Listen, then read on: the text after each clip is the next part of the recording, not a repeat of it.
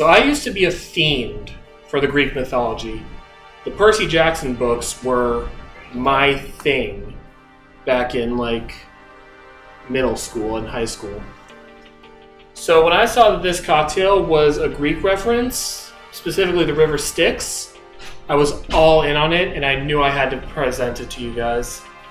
So just as a little bit of context, the River Styx is the river that seemed to border the living world and the underworld in Greek mythology. It's also, I believe, what they dipped Achilles in to make him pretty much immortal except for the heel. Enough with that though, you're here for the booze, let's get into it. Alright, so as always, we're going to start with our citrus. And today, unlike a lot of other tiki cocktails we've done recently, we're doing lemon. And I am all for lemon in a tiki cocktail. Especially with a lot of these ingredients, I think it'll be absolutely delicious. So we're going to do 3/4 ounce of lemon. And that's pretty much all the citrus. So we're going to move on to 3/4 ounce of cinnamon syrup. So in order to make the cinnamon syrup, maybe I've discussed this before, I'll just say it again in case this is your first video with me. All you need to do is whip up a 2-to-1 simple syrup. That's the ratio that I use, but you can use 1-to-1. And steep some cinnamon sticks in there, let it sit for 24 hours, remove the cinnamon sticks, you got a great cinnamon syrup. That's really all it takes. Next up, we're going to use 3/4 ounce of passion fruit puree. I really like the one you can find on Amazon by Funkin'. I think that that's just the best one overall. It's nice and tart. It's got a really luscious texture. There's no complaints from me about that one. Now we're going to use a little bit of an unorthodox ingredient in tiki, and that is cream sherry. So we're going to do 1/2 ounce of that. Now with cream sherry, sorry about the background noise. I think there's fireworks going on. With cream sherry, it's not actually with cream in it. It's just a sweeter sherry. So don't think that this is going to affect those who are lactose intolerant or anything. Next up, we got 1/2 ounce of pot still Jamaican rum. This is a stronger Jamaican rum, and today we're using Smith & Cross, one of my favorites.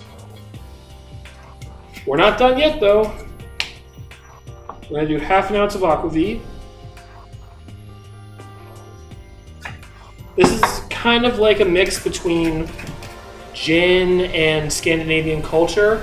It's really good, and it's a great way to winterize any gin or vodka cocktail. Finally, we have an interesting ingredient. Habanero infused tequila. We're going to use 1 ounce of this. All you need to do for this is slice a habanero pepper, put it in with about 12 ounces of tequila, let it steep for about 24 hours, just like the cinnamon syrup, and you're good. Alright. Now we're going to add some ice to our shaker. And since this is a whip shake, we do it until the ice is completely gone.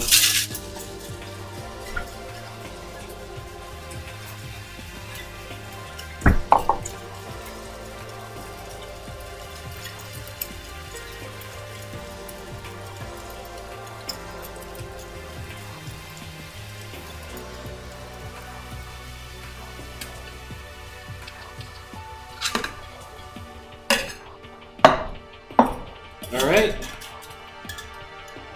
Now we're going to double strain it because I didn't strain out the lemon yet. I love that color, by the way. It's a beautiful color. And now I'm going to fill this baby up. And like we always do with crushed ice cocktails, you're going to fill it up literally as much as you can. If you think there's too much ice, add a little bit more. See, like there, it looks like it's too much, but then you pack it down, and we got more room, so we're gonna add more. I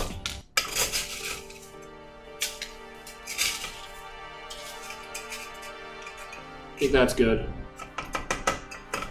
Excellent. Now the garnish for this cocktail is supposed to be pink peppercorns.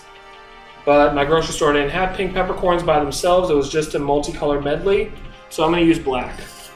And we're literally just going to grate a couple of twists of black peppercorns. And there you guys go. The RIver Styx. Let's give this guy a taste.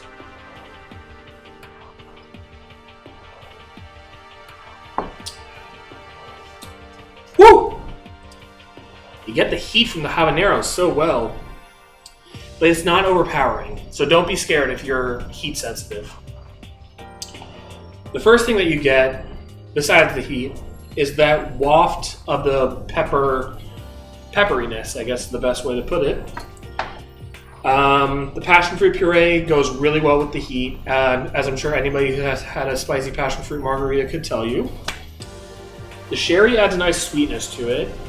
The only thing that I'm not really getting in here is that aquavit, which I kind of expected, considering there's so many big, bold flavors coming in, that you're not really getting that botanicals of the aquavit as much as I like.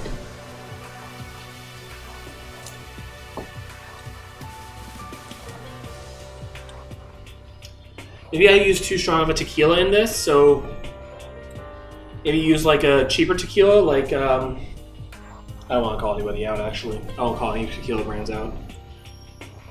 But yeah, this is a great cocktail, and I highly recommend you try this one if you haven't already. So there you guys go, the RIver Styx. Make sure to like, comment, and subscribe. Cheers.